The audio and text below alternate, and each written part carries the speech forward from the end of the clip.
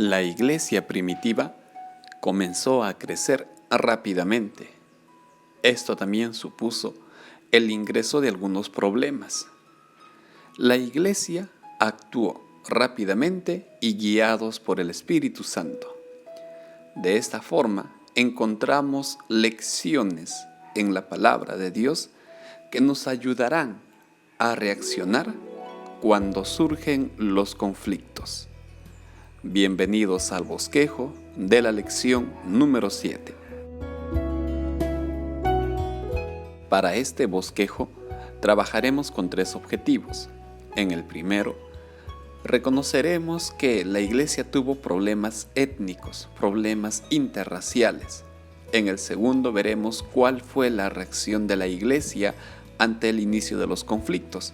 Y por último, comprenderemos que necesitaron de la dirección divina. Primer objetivo: los problemas étnicos. En la lección vamos a encontrar 4 ejemplos de estos problemas interraciales.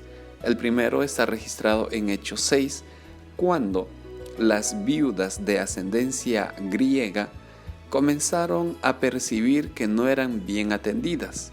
Esto de parte de los cristianos judíos. Otro problema está en la concepción que Pedro tenía como judío hacia los gentiles. En Hechos 10, de manera enfática, el versículo 28, declara las palabras cuando éste le dice a los romanos que para ellos es abominable relacionarse con los gentiles. Esto da a conocer el concepto que los judíos tenían. En el siguiente ejemplo veremos cómo los judíos cristianos comenzaron a ver a los gentiles como personas que no eran parte de la iglesia, y para ello, de acuerdo al capítulo 15, estos judíos pedían que los gentiles se circunciden, así ellos se hacían judíos y de ese modo creían ellos podían formar recién parte de la iglesia. Por último, tenemos el caso de Pedro nuevamente, cuando es confrontado por Pablo. En Gálatas 2 encontramos esto, pues Pedro y algunos cristianos judíos no querían comer con los cristianos gentiles, a consecuencia de su origen étnico. Entonces, aquí vemos un problema que la iglesia cristiana, la iglesia judía, lo originaba a consecuencia de prejuicios raciales. Ante estos problemas, también encontramos de qué forma reaccionó y cómo Dios guió a su pueblo para dar solución. Segundo objetivo: la reacción de la iglesia. En este punto veremos cómo la iglesia reaccionó ante estos problemas. Primero veamos el caso de las viudas de ascendencia griega. Cuando ellos presentaron su necesidad, la iglesia escuchó lo que ellos tenían y no les objetó. En Hechos 6:2 leemos esto. Una vez que ellos hayan presentado su problema, los líderes, los apóstoles, tomaron una decisión, convocaron a toda la iglesia y les propusieron que ellos nombraran a 7 diáconos, 7 personas para que ministren a través del servicio. Esto también lo leemos en el capítulo 6, versículos del 3 al 7. En otras palabras, la primera reacción de la iglesia fue inmediata. Ni bien se presentó el problema, dieron solución. Así evitaron que esto siguiera en aumento. Con el caso de Pedro fue muy especial, pues cuando en Jerusalén se enteraron de que Pedro había entrado a casa de los gentiles, ellos, la iglesia judía, cristiana judía, le pidió a Pedro que les dé una explicación. En el capítulo 10, los versículos del 9 al 23, encontramos el caso de la visión de Pedro. Por lo tanto, cuando Pedro informó a la iglesia, les contó esta visión, y no solo la visión del lienzo con los animales inmundos. Pedro les explicó que cuando Dios le dijo que coma uno de esos animales, no se estaba refiriendo a los alimentos, se estaba refiriendo al concepto que ellos tenían, que él como judío tenía de los gentiles, al llamar inmundo a estos animales, entendió que estaba llamando inmundo a los gentiles. Por lo tanto, en el capítulo 10, versículos 34 y 35, Pedro admite que para Dios no hay acepción de persona por razones de raza o cualquier motivo. Nadie puede ser despreciado por Dios. Es más, no solo les explicó esto, también presentó a 6 testigos que atestiguaron que en el caso de Cornelio ellos recibieron el don de lengua, tal como la iglesia recibió en el Pentecostés.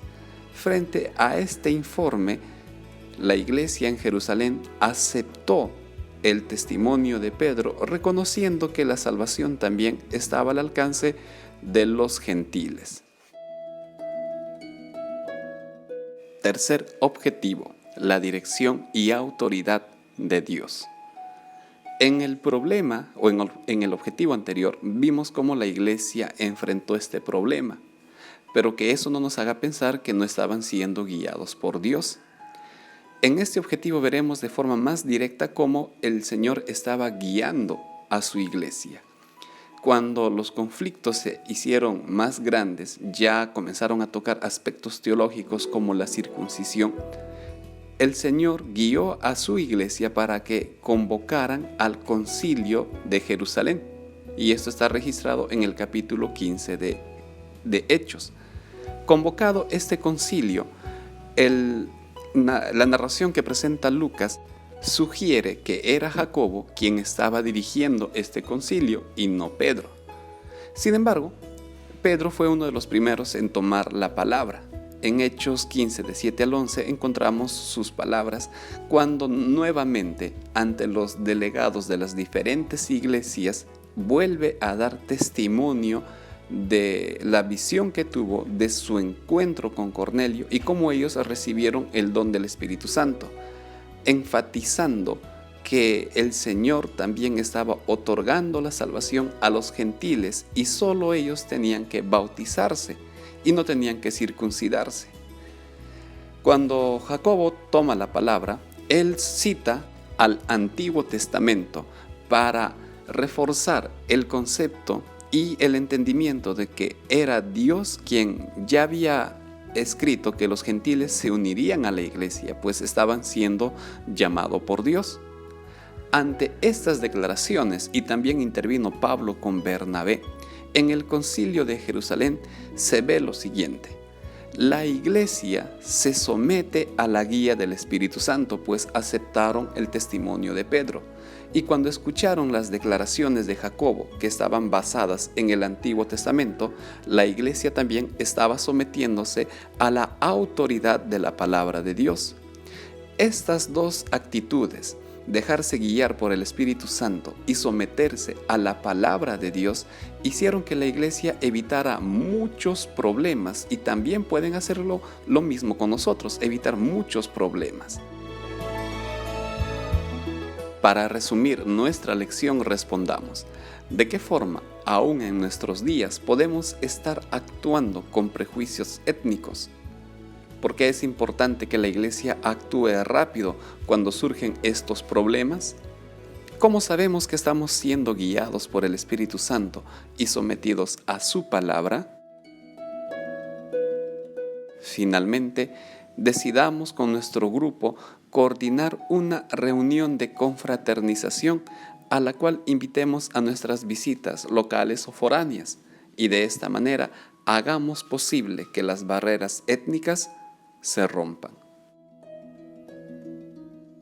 De esta manera estamos llegando al final de nuestro bosquejo. Muchas gracias por seguir confiando en este trabajo. Que el Señor te bendiga. Hasta la próxima semana.